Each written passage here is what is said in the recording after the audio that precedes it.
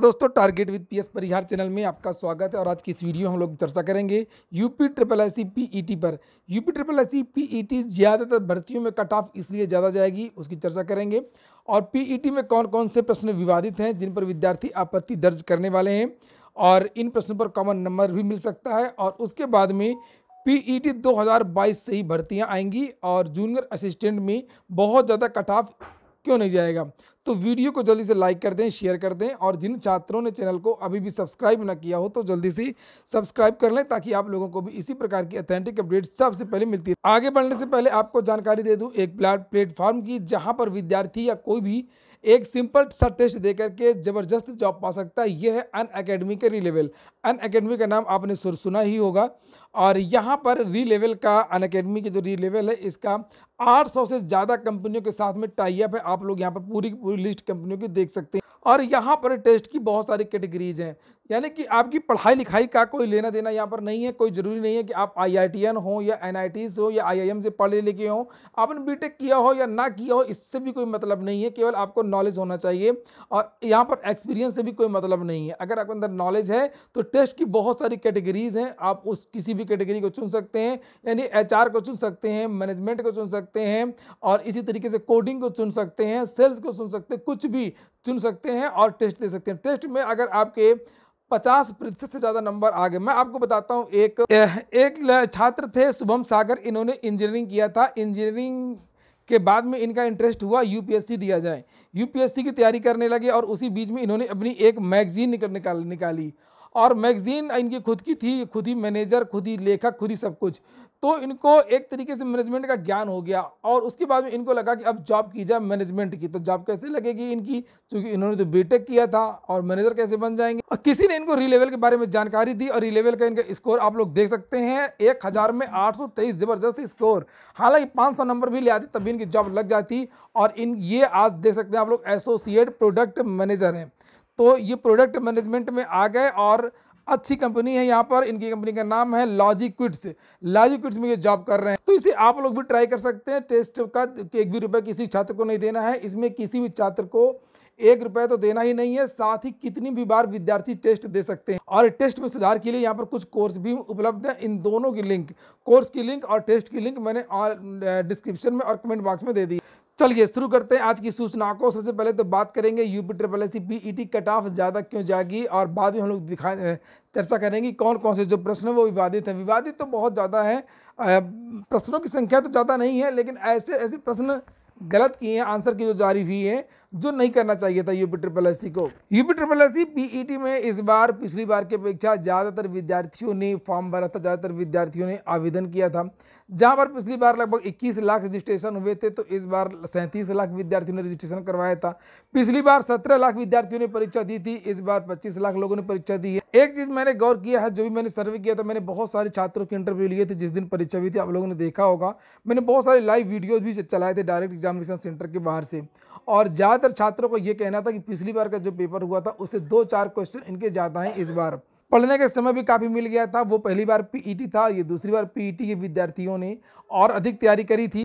हालांकि पेपर के पैटर्न में ज़्यादा अंतर नहीं था, जैसे फर्स्ट वाला था वैसे सेकेंड वाला था। केवल तैयारी विद्यार्थियों में ज़्यादा अच्छी थी, विद्यार्थियों की संख्या ज़्यादा थी, इसलिए परसेंटाइल में आपको अंतर देखने को मिल सकता है। यानी कि 63 नंबर में, 64 नंबर में, 65 नंबर में जितना परसेंटाइल पिछली बार था, इस बार उतना परसेंटाइल आपको 70 या 72, 73 नंबर में देखने को मिल सकता है। यानी कि जो विद्यार्थियों को कहना है कि 3-4 नंबर हमारे, 5 नंबर किसी के 10 नंबर ज़्यादा है, तो वही उसी की वजह से ये अंतर आपको देखने को मिलेगा। अब चर्चा कर लेते हैं कि यूपी ट्रिपल एससी पीईटी में कौन कौन से प्रश्न विवादित। जैसे एक क्वेश्चन पूछा गया है, अंग्रेजी में सभी 7 छात्रों द्वारा प्राप्त लगभग औसत अंक कितने हैं। तो ये वाली लिस्ट है, और विद्यार्थियों का कहना कि ये जो क्वेश्चन है ये गलत है। ये वाला क्वेश्चन जो है, ये योग +7 को भाग देंगे, जो औसत निकलेगा वो 74 के आसपास होगा, इसलिए क्वेश्चन गलत है। सबसे ज़्यादा जो गलत प्रश्न है वो बताया जा रहा है कि जो 16 तारीख फर्स्ट शिफ्ट में 4 क्वेश्चन गलत हैं, और 15 तारीख की सेकेंड शिफ्ट में भी 4 क्वेश्चन गलत हैं। 15 की सेकेंड शिफ्ट में लगभग 4 से 5 क्वेश्चन गलत हैं, और 16 तारीख की फर्स्ट शिफ्ट में लगभग 5 से 6 प्रश्न गलत हैं। ये विद्यार्थियों का दावा है। 15 तारीख की फर्स्ट शिफ्ट में 1 प्रश्न को गलत माना जा रहा है, और 16 तारीख की सेकेंड शिफ्ट में 2 प्रश्नों को गलत माना जा रहा है।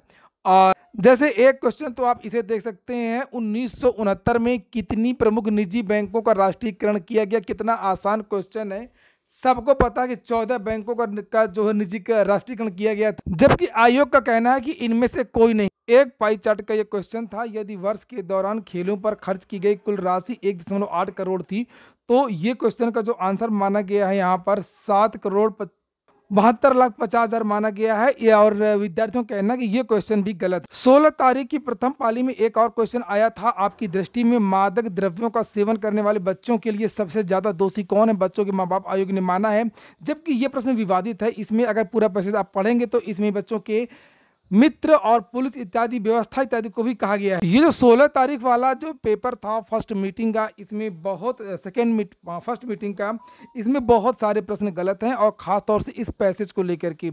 जैसे यहाँ पर पूछा गया एक और क्वेश्चन है वही नशे वाला, कि भारत में अनेक राज्यों में युवा वर्ग इन नशीली वस्तुओं का प्रयोग बढ़ता जा रहा है, इसके लिए सबसे ज्यादा दोषी कौन है। तो इसमें ये 3-4 चीजें दी गई। तो ये भी जो प्रश्न है वो विवादित है। इसमें केवल और केवल माँ बाप ही दोषी नहीं है, राज्य सरकारें अपने राज्य में नशीली वस्तुओं के उत्पादन और प्रयोग पर रोक लगा सकते। आपने देखा होगा कि पंजाब में किस तरीके से नशे की तस्करी लेकर के वहां पर बढ़ावा दिया गया था पिछले कुछ दिनों से। ये पूरी तरीके से विवादित क्वेश्चन है, ये हटना चाहिए, इसमें कॉमन नंबर मिलना चाहिए विद्यार्थियों को। एक और क्वेश्चन पूछा गया है कि आजकल बच्चों में नशा मादक पदार्थों का जो सेवन है वो उसमें वृद्धि हो रही है, उसके क्या कारण है। जैसे यदा कदा पान सुपारी का सेवन एक विकल्प है, परिवार का धनी होना, बच्चों को जेब खर्च ज्यादा मिलना, स्कूल के आसपास मादक पदार्थों की दुकानों का होना, नशा करने वाले साथियों की संगति। तो आयोग ने माना है यदा कदा पान सुपारी का सेवन, ऐसा बिल्कुल भी नहीं है कि यदा कदा पान सुपारी से ही जो छात्र हैं, जो युवा हैं, वो नशे की गिरफ्त में आते हैं।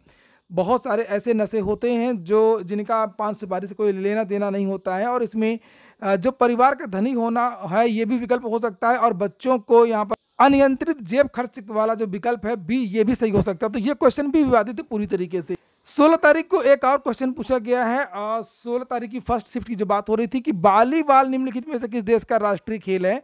तो ये सभी को पता है कि वॉलीबॉल नेपाल का राष्ट्रीय खेल है। आयोग ने कहा इनमें से कोई नहीं, तो ये प्रश्न भी। तो इस तरीके से करके ये 2-3 शिफ्ट हैं जो मैंने आपको बताई, एक तो 15 की सेकेंड शिफ्ट में और 16 की फर्स्ट शिफ्ट में लगभग 5-6 क्वेश्चन आपको देखने को मिलेंगे। वहीं पर 15 की सेकेंड शिफ्ट की अगर हम लोग बात करें तो एक क्वेश्चन अगर आपको पता हो, याद आया था कि लोकसभा का स्थगन कौन कर सकता है। तो बिल्कुल विवादित क्वेश्चन है, उसमें लोकसभा अध्यक्ष को सही माना गया है, जबकि उसमें राष्ट्रपति होना चाहिए था। इसी तरीके से प्रत्येक शिफ्ट में, ऐसा नहीं कि किसी शिफ्ट में विवादित क्वेश्चन नहीं है, लेकिन कुछ शिफ्टों में सबसे ज़्यादा है।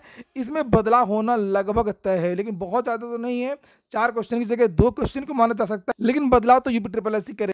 अलग अलग शिफ्ट के लिए मैं एक अलग से वीडियो बनाऊंगा, नहीं तो ये वीडियो बहुत ज़्यादा लंबा हो जाएगा। और वैसे प्रश्न तो बहुत ज़्यादा है, आप लोगों को भी पता होगा। जैसे गौतम बुद्ध वाला एक क्वेश्चन आया था, किस नदी के किनारे ज्ञान प्राप्त हुआ, निरंजना नदी के किनारे की पुनपुन नदी के किनारे। तो विद्यार्थी कंफ्यूज हो गए, कुछ क्वेश्चन तो देना ही नहीं चाहिए था जिसमें कंफ्यूजन हो सकती थी। राष्ट्रीय मानवाधिकार आयोग किस मंत्रालय के अधीन है। विद्यार्थियों का कहना है कि इसमें भी विद्यार्थी कंफ्यूज हो गए और ये आउट ऑफ सिलेबस। आयोग ने माना है गृह मंत्रालय, जब विद्यार्थी इसमें भी आपत्ति दर्ज कराने वाले। महात्मा गांधी का सविनय अवज्ञा आंदोलन वाला जो क्वेश्चन था, इस पर भी विद्यार्थी आपत्ति दर्ज कराएंगे। ये क्वेश्चन 15 की सेकेंड शिफ्ट को आया था। 16 की अगर हम लोग बात करें सेकेंड पाली की, तो एक क्वेश्चन है जो सबसे ज्यादा विवादित बताया जा रहा है, और ये क्वेश्चन है डलहौजी ने भारत में ब्रिटिश साम्राज्य के लिए डैश अवध को किस प्रकार से कब्जे में लिया। तो यहाँ पर ये 4 विकल्प दिए गए हैं, और इसमें जो आयोग ने माना है हड़प नीति के माध्यम से, जबकि डलहौजी ने अलग अलग आरोप लगभग सभी राज्यों में लगाए थे। हड़प तो एक कॉमन नीति थी, और जो अवध में जो आरोप लगाया था वो राज्य में अव्यवस्था के माध्यम से, कि राज्य में अव्यवस्था है इसलिए उसको हड़प लिया था। अब बात करते हैं PET 2022 से। तो बहुत सारे विद्यार्थी पूछ रहे थे कि AGTA की जो वैकेंसी है वो इससे आएगी या किससे आएगी। तो अब ज़्यादातर जो भर्तियां हैं वो PET 2022 से ही आएंगी, और अभी तक राज्य सरकार ने PET को बढ़ाने की अनुमति नहीं दी है, और यही कारण है कि UPSSC ने जल्दी जल्दी सभी विज्ञापन जारी कर दिए हैं। और ताकि इसी पीईटी के द्वारा ये भर्तियां हो सकें। और विज्ञापन में जो लिख भी दिया है कि ये जो भर्ती है वो पीईटी के द्वारा होगी, चाहे वो जूनियर असिस्टेंट की भर्ती हो, चाहे वो मुहर्रिर की भर्ती हो, चाहे वो वन दरोगा की भर्ती हो, चाहे वो 62 पदों वाली जूनियर असिस्टेंट की भर्ती हो। तो यूपी ट्रिपल एस लगभग सभी भर्तियां वो निकाल चुका है दिसंबर तक की। और जैसे ही दोबारा वाला ये आपका जो पीईटी हुआ, जैसे इसका परिणाम आता है वैसे ही हो सकता है कि आपकी जो पहली और दूसरी वैकेंसी हो वो एजीटीए की हो सकती है, क्योंकि विवाद समाप्त हो जाएगा। ज़्यादा बड़ा विवाद नहीं था एजीटीए में, बहुत साधारण सा विवाद था। कुछ लोगों को शामिल करने के लिए सुप्रीम कोर्ट ने कहा था और यहाँ से निदेशालय ने, जो कृषि निदेशालय है, उसने शासन को भेज दिया था और शासन आजकल दूसरे कार्यों में बिजी, और शासन ने उसको यूपी ट्रिपल एस में नहीं भेजा था, जिसकी वजह से वो विज्ञापन नहीं निकल पाया। नहीं तो इन सब विज्ञापनों से पहले एजीटीए का ही विज्ञापन निकलता। और अकाउंट ऑडिटर की भर्ती का जो विज्ञापन है वो भी जारी होगा लगभग इसी के आगे पीछे। और ये जो दोनों भर्तियां हैं ये पहले आएंगी, क्योंकि इनके पदों का अधियाचन बहुत पहले आ चुका था। और इसके बाद फिर आपकी जो है वो लोअर की, वीडियो की और अन्य भर्तियां हैं वो देखने को मिलेंगी। हाँ, एक बात और बता दूं कि वीडियो का जो एग्ज़ाम है वो जल्दी हो सकता है, मार्च के पहले पहले। चर्चा यूपी ट्रिपल एस में है कि फरवरी में इसकी परीक्षा करवा लीजिए, फरवरी लास्ट या मार्च के महीने में। बात करते हैं जूनियर असिस्टेंट में चूंकि टाइपिंग भी होती है और जो विज्ञापन जारी हुआ है उसमें लिखा है कि 15 गुना विद्यार्थियों को बुलाया जाएगा, पदों का 15 गुना विद्यार्थियों को लिखित परीक्षा में पास की जाएगी। तो ऐसा नहीं है, आयोग इस पर विचार कर रहा है, क्योंकि बहुत सारे जो छात्र हैं वो टाइपिंग में फेल हो जाते हैं और टाइपिंग में लगभग 8 से 10 गुना विद्यार्थियों को बुलाया जाता है। जूनियर असिस्टेंट का जो कट ऑफ का वीडियो है मैं इसके पहले बना चुका हूँ, प्लेलिस्ट में पड़ा होगा, ये 2-3 दिन पहले ही बनाया था। मैंने आप लोगों को बताया था कि जूनियर असिस्टेंट की जो कटऑफ है वो 72 से लेकर के 74 जिन विद्यार्थियों का है पिछले पीईटी में, उनको मौका मिलना तय है। तो ये हो गया आज का वीडियो। अगर आपको अच्छा लगा तो वीडियो को लाइक कर दें। जिन छात्रों ने चैनल को सब्सक्राइब ना किया हो सब्सक्राइब कर लें। पूरा वीडियो सुनने के लिए बहुत बहुत धन्यवाद।